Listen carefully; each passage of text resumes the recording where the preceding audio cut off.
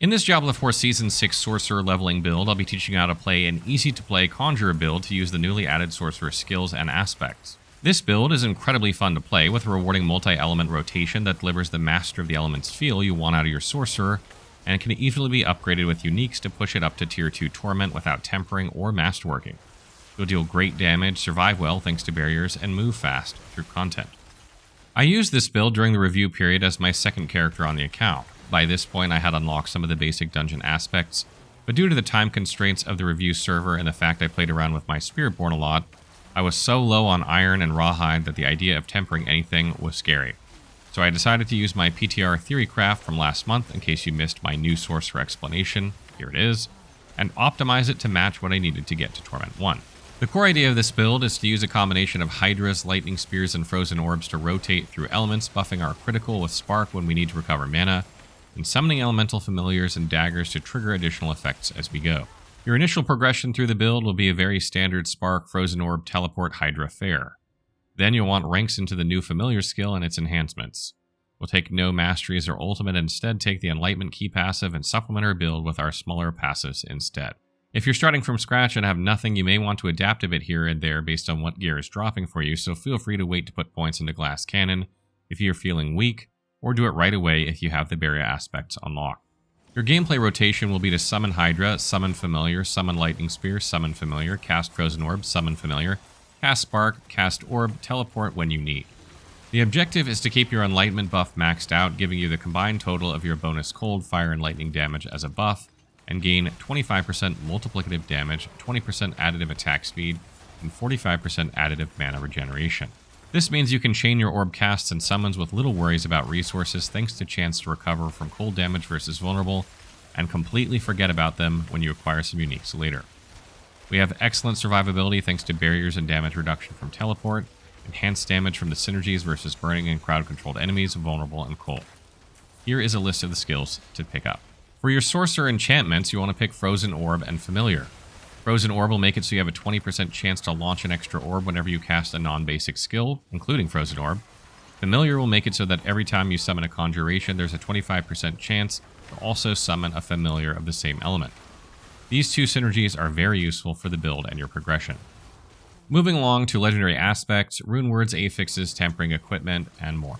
Aspects and equipment take this build from powerful to crazy good, so you want to find them as soon as you can and venture into activities that may reward uniques even very early. You'll notice in my footage that my gear is very far from perfect, as I didn't have all the manuals or materials to reroll tempers and farm, yet it still worked perfectly fine for progression, even into areas I should not have been. Torment 2 without any Paragon points, for example. Try to use your legendary aspects to adjust your needs while you farm levels and better gear. In general, you should not bother tempering items until after level 60 when you will get item power 750 items by default for a while, but you can do it if you have an overabundance of materials and want to be as powerful as possible from early on with your rare manuals. This build begins with regular aspects and optimizes with uniques that synergize amazingly well. You'll find that uniques are quite common in the expansion, be it from bosses or if you do the new endgame Undercity activity. You can even use a specific item to guarantee a unique drop. That said, I didn't have to farm at all and I got these items playing naturally, so I think they should be easier than they were before. As a general note before we go into specifics, try to prioritize intelligence, cooldown reduction, critical strike chance, main skill ranks, crit damage, vulnerable damage, life, and armor. You'll need to reevaluate this for elemental resistances once you move into Torment, but our barriers are quite powerful and I could breeze through Torment 1 with only 55% resistances. First up for Helmet is Aspect of the Deflecting Barrier. This is unlocked from a dungeon in Hazawar, so it's an easy pickup. I love having several sources of barrier to keep it up at all times and try to work advantages like damage while barriers are up. If you feel you don't need it early on, you can use anything here, but eventually it'll come in rather handy. Affixes to look out for are cooldown reduction, maximum life, total armor, skill ranks, and temper, worldly endurance, or worldly fortune or conjuration fortune. For chest, we have Aspect of Concentration. We'll be spamming those familiars and summons as often as possible, making this buff amazing for our tankiness. Of course, you can pick some other aspect here if you feel you don't need it at this point, but I think this particular aspect was behind many of my more daring adventures into difficult places. Affixes to be on the lookout for are intelligence, life or armor, and skill ranks, temper, worldly endurance, and worldly fortune or conjuration fortune. For gloves, you're using the Serpentine aspect. Our first offensive aspect is meant to allow us to summon an extra Hydra.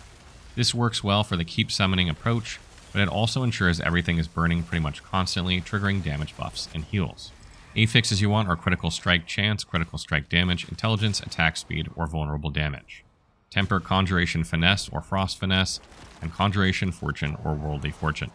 However, there is a unique not showcased in this video that is truly amazing if you can get it soon. This specific piece of equipment is perfect synergy for our build, making your familiar skill more powerful and allowing you to summon all 3 of them at once, giving you a permanent 3 buffs plus all the extra goodies like duration, cooldown reduction, etc. She Bindings is that unique, and you can get this by farming 0 Lord of Blood easily on Torment 1 if you don't get it beforehand. For legs, you want Aspect of Fortune. As I mentioned earlier, I like to have barriers up, so we should make them work for us, and since we're trying to trigger lucky hit effects, increasing our lucky hit chance fits very well. Affixes to look out for are Dexterity, Life or Armor, and Temper, Worldly Endurance, and Worldly Fortune or Conjuration Fortune. For boots, we'll be using Aspect of Slaughter. Your boots aspect isn't super important to this build, but movement speed is excellent for sorcerers, so it's always a good thing to go for. Here you want the affixes Intelligence, Movement Speed, and Life, and Temper, Conjuration Fortune or Worldly Fortune, and Temper Movement Speed. Or you can use the unique boots, Esu's Heirloom, that work amazing with this build to give you movement speed, resistances, critical strike damage, and a buff from your movement speed bonus. When it comes to weapon, you want a wand, because wands come with lucky hit chance, and since we want to trigger all these effects from lucky hit, this is an excellent choice. You need to get a specific aspect that will start bringing our build together, however, and this aspect is Aspect of Elemental Constellation.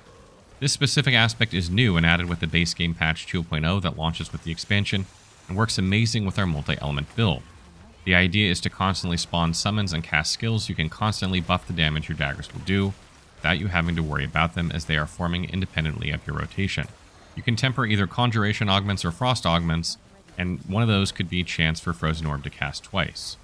Temper Worldly Finesse or Conjuration Finesse as well. For offhand, you want Aspect of Frozen Orbit. This aspect is integral to a Frozen Orb build, as we'll be throwing those around everywhere. You want to get it as soon as possible, so if it's not dropping, try getting some offensive caches from bartering to increase your chances. Affixes you want are Intelligence, Critical Strike Damage, and Cooldown Reduction. Lucky hit chance to restore resources if you're struggling. You can temper Conjuration Augments or Frost Augments, again, chance for Frozen Orbs to cast twice, and Worldly Finesse or Conjuration Finesse. For Amulet, you want the Conceited aspect. We aim to have a barrier active all the time, so dealing more damage by a barrier is a must. This is a good spot to use on your necklace as you maximize the damage buff. Affixes you want are Critical Strike Chance, Cooldown Reduction, Attack Speed, or plus ranks to passive skills. You can temper Conjuration Augments or Frost Augments, again, chance for Frozen Orb to cast twice, or Worldly Finesse or Conjuration Finesse. However, there's obviously a god tier necklace for any Frozen Orb build, and that is the Fractured Winterglass necklace. This works so well with our Conjuration build that getting this necklace immediately allowed me to go deep into Torment 1 tiers I was otherwise utterly unprepared for. Your Frozen Orbs will cast more, you'll deal more damage, gain a great boost to resistance, reduce your cooldowns, and get plus skill ranks to Conjuration Mastery. I absolutely recommend trying to get this as soon as possible, and you can farm it from 0 Lord of Blood just like the She Bindings, so that's a great boss for you to farm for this build. For your first ring, you'll want Aspect of Elemental Acuity. This aspect should resolve your mana regeneration issues very quickly as long as you're diligently cycling through your casts. You can use it or swap it as needed depending on how you're doing, but it's great assistance early on. Affixes you want are Critical Strike Chance, Attack Speed, and Critical Damage or Vulnerable Damage. You can temper Conjuration Augments or Frost Augments, again, chance for Frozen Orb to cast twice, or temper Worldly Finesse or Conjuration Finesse. However, there's another unique ring that works perfectly with this build, and that is Tolrosh's Iridescent Loop. This unique ring can be target farmed from Boshran and will give you amazing damage bonus for 8 seconds for each element you cast, stacking. This means your natural multi-element conjuration rotation will keep you perma-buff. It also adds lucky hit chance, cooldown reduction, non-physical damage, and damage reduction via potent warding passive ranks. Get it as soon as you can. For the second ring, you'll use the Edge Master's aspect. I didn't have many mana issues and found myself in a good spot for max resource buffs. Both of the recommended rings can be adapted to match your situation. If you aren't getting so many resources, you can always put something else here. Affixes you want to look out for are the same as on the previous ring. If you're leveling a new character and not an alt, you'll have very limited rune word selection to start with, so you'll most likely be using gems. There is a specific type of rune that drops quite often, so you can try and aim for it, but in general, I would not worry about min-maxing with strong runes early on. For weapon, you want Amethyst to increase your vulnerable damage. For armor, use Topaz to boost your intelligence. And on jewelry, you'll either want skulls or particular gems to boost your resistances, depending on how much armor you have or what your resistances are. You want to aim for 1000 armor, and you want to aim for 70% resistances if possible. The optional rune word is called Neogar. Deal damage after not taking any for 5 seconds, gain 2% critical chance for 5 seconds, overflow stacks up to 20%. You can replace the Neo part with anything you get that you can easily do, but it doesn't really matter because you just need the offering for the buff. The Vessel of Hatred expansion will allow you to hire a mercenary to fight with you constantly. The best match for our build is Variana, because her skills boost your attack speed. You can get Variana quickly by doing her quest as soon as it appears from the den, then equip her and kill elites to level up rapport and unlock her skills. Select Cleave, Hysteria, Bloodthirst, and Bloodlust. For your reinforcements, you can really pick anything you like, as it's a situational decision and it doesn't happen all that often. But that attack speed buff from Variana can be quite awesome, so work on her rapport. Final tips. This is a leveling build intended to make early game progression straightforward and fun while taking advantage of the new skills added with the latest patch. Found my Conjurer Sorcerer a joy to play, and it got more and more fun the higher up I went as I slotted it with better gear. If you want to continue this build and begin your Paragon progression, you'll want to get the uniques as soon as possible and use your time in Torment 1 and 2 to get greater affix gear and move around some skill points for obsolete boosts as your gear replaces damage reduction and resources as needed. In general, keep a lookout for these boards: Elemental Summoner, Fundamental Release, and Frigid Fate. These boards have useful blue and yellow nodes such as damage to vulnerable enemies, attack speed, and elemental damages. You'll also want to get as many elemental resistances and damage reduction nodes as you can in order to counter the negative effects of Torment. In general, the Sorcerer is in a fantastic spot with the expansion, and I expect will be ranking as S tier and most popular for builds once again, despite the new rush of Spiritborns. So what do you think of my Conjuration Master? Will you be trying Sorc or Spiritborn or some other class? Let me know in the comments below.